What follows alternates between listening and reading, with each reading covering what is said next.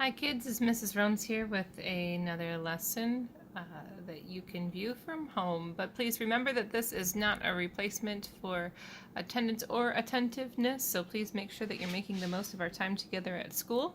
This is just to help students who have been absent, people who need a little refresher from home, or those who need a little extra homework help.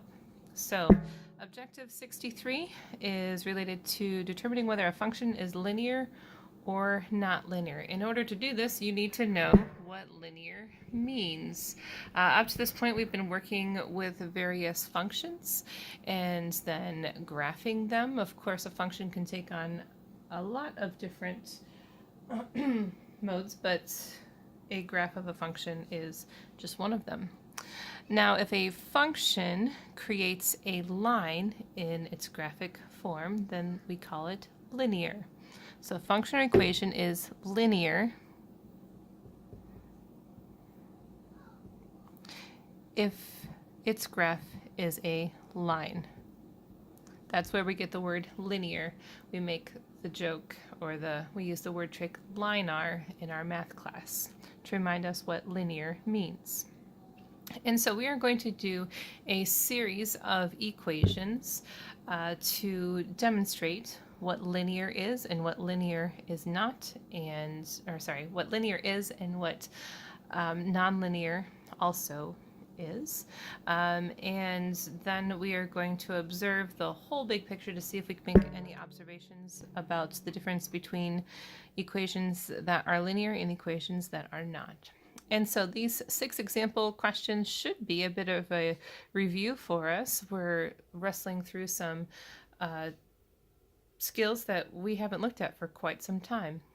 For example, squaring numbers, finding their square roots, and so forth. So this is a simple input-output table. I've extended it to include -2 and +2 so that we have a wider range for our graphs.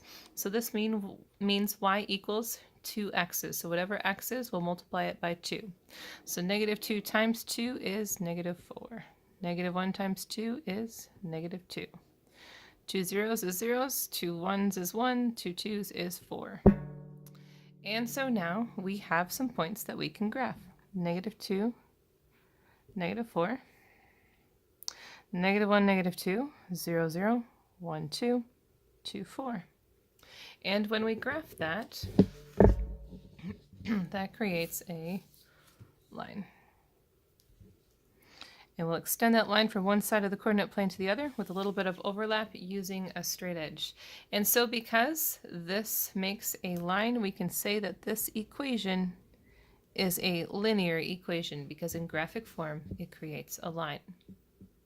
Let's try another. For this equation, y is the value of whatever x is, then squared.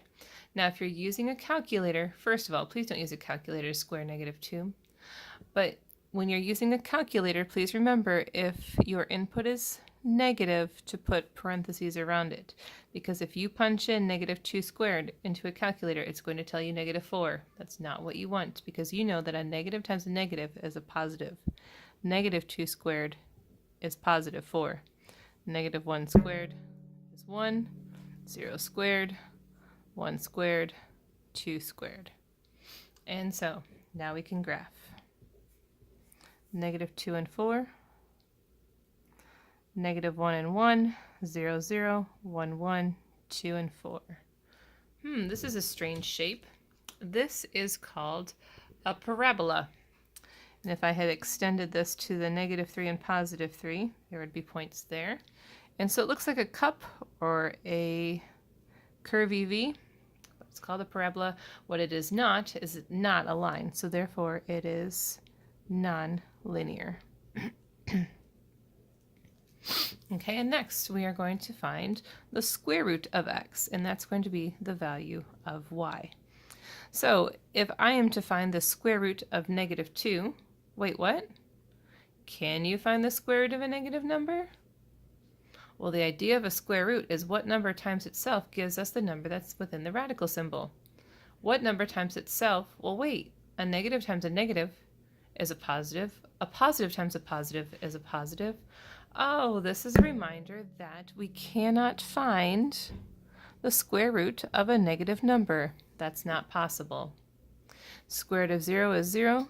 Square root of 1 is 1. The square root of 2, remember this was an objective we did a long time ago, got its own little lesson. The square root of 2 is not 1. Many students make that goof because they divide 2 by 2 to get 1.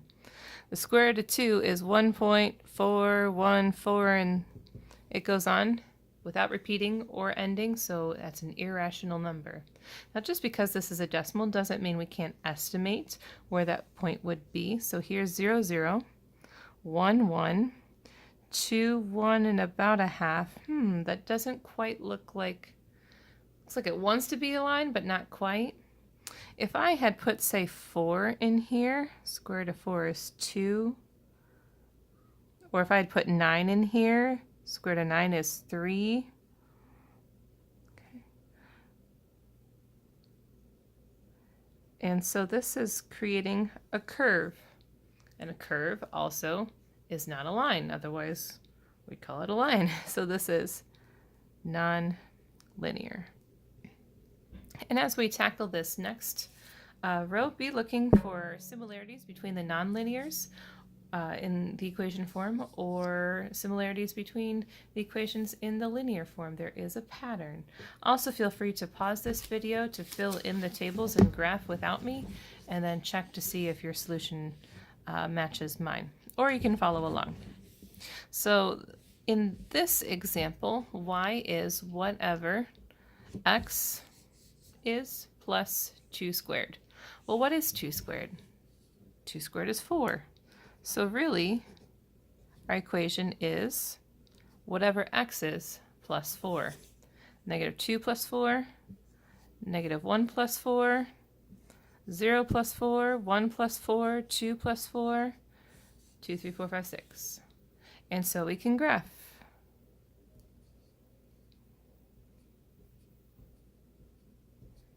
Use a straight edge. Extend the line from one side of the coordinate plane to the other with a little bit of overlap, and we have created a line. So therefore, this equation is linear, because when we create an input-output table and graph it, it creates a line. Okay, next, in this example, y is the value of 2 plus whatever x cubed is. Now again, when you are using your calculator, please make sure you put negatives in the parentheses. X cubed means whatever this is times itself 3 times. Negative 2, negative 2, negative 2. So negative 2 cubed is negative 8, but don't forget to add the 2 back to make negative 6. Negative 1 cubed is negative 1 plus 2 is 1. 0 cubed is 0 plus 2. 1 cubed is 1 plus 2. 2 cubed is 8 plus 2 is 10. Whoops, sorry, I hit my camera. And now I can graph. Negative 2, whoops, negative 6, I'm going down. Negative 1 and 1. 1 and, nope, 0 and 2. 1 and 3. And 2 and 10. Well, what is this shape? That's crazy. Is it a line? Nope, it's not. So therefore, this is non-linear. And last but not least for this example, y is the value of whatever x is times 1/2, or half of x, or x divided by 2. Any of those things will accomplish the same thing. So negative 2 divided by 2 is negative 1. Half of negative 1 is like this. Half of nothing is nothing. Half of 1, 1/2 times 2 is 1. And so we can graph these, even though they are, some of them decimals, we can still do it. Just have to be a little bit more precise, a little bit more careful about where you put your points. Don't say dots, they're points. Use a straight edge, extend the line from one side of the coordinate plane to the other with a little bit of overlap, and you will see that this is a linear equation because the points create a line. And so once we did this in class, we kind of stepped back and looked at the whole big picture to see what do all of these nonlinear equations have in common. So I can't show the whole thing in one shot in my phone view, but the nonlinears are, highlighter, are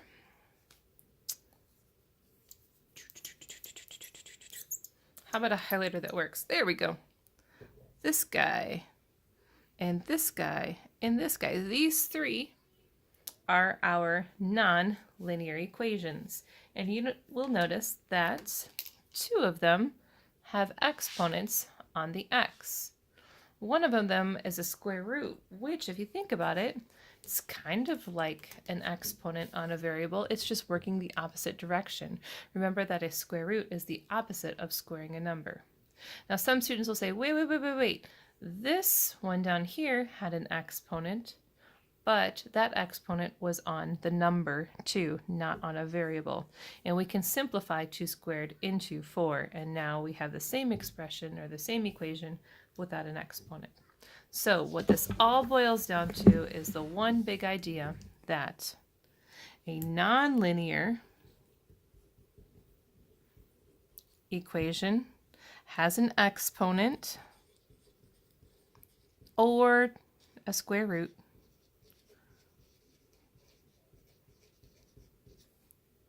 with a variable.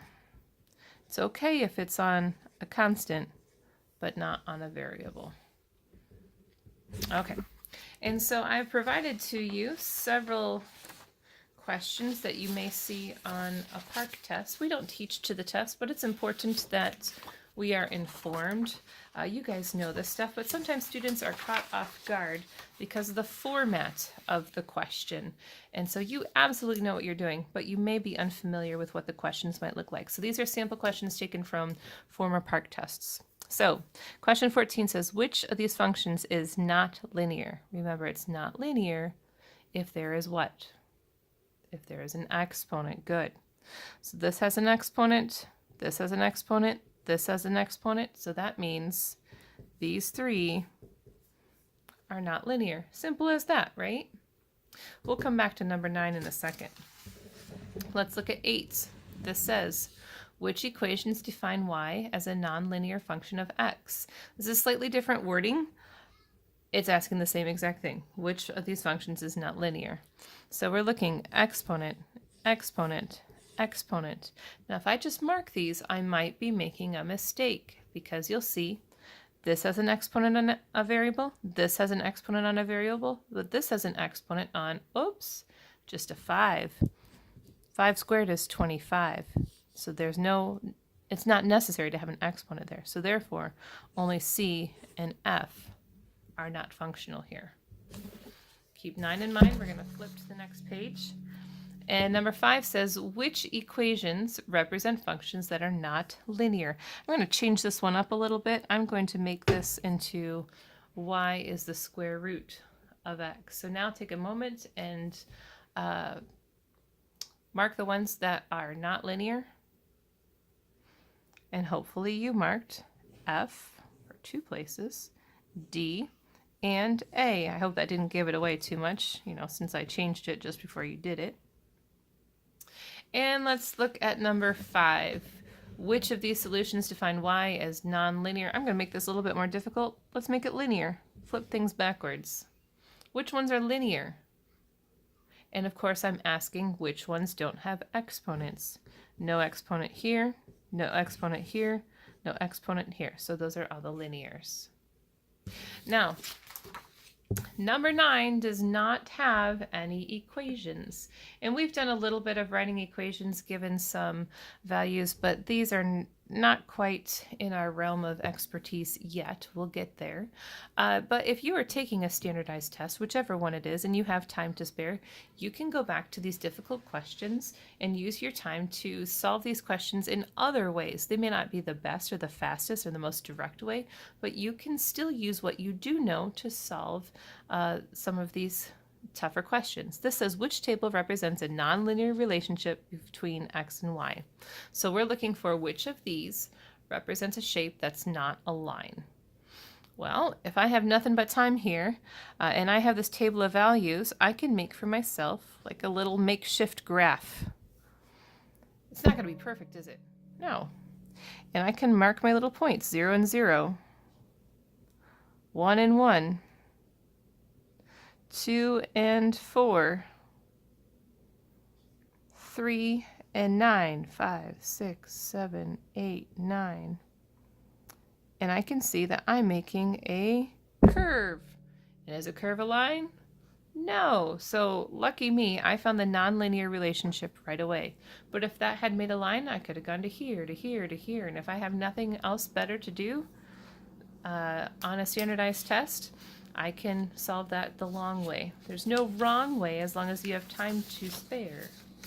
So you were given some homework, and you'll notice that the homework is set up just like the notes. Of course, they're shuffled around a little bit. I don't want to give you answers. But if you look at your notes, you can use those to help you with the homework. And so the purpose of this is not to do the substitution in the XY table. That's good practice. It's not to graph. You've done that in previous lessons too.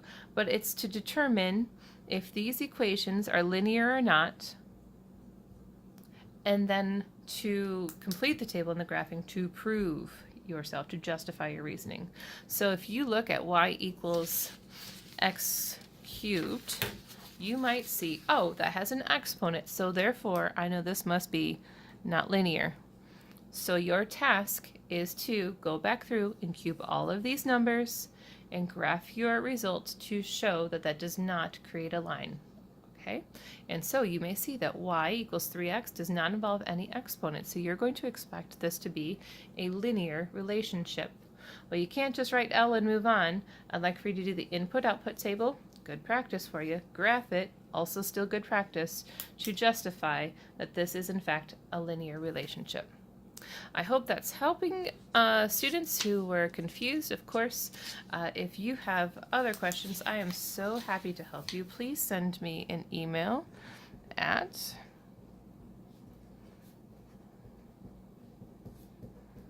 this address. You are no bother to me.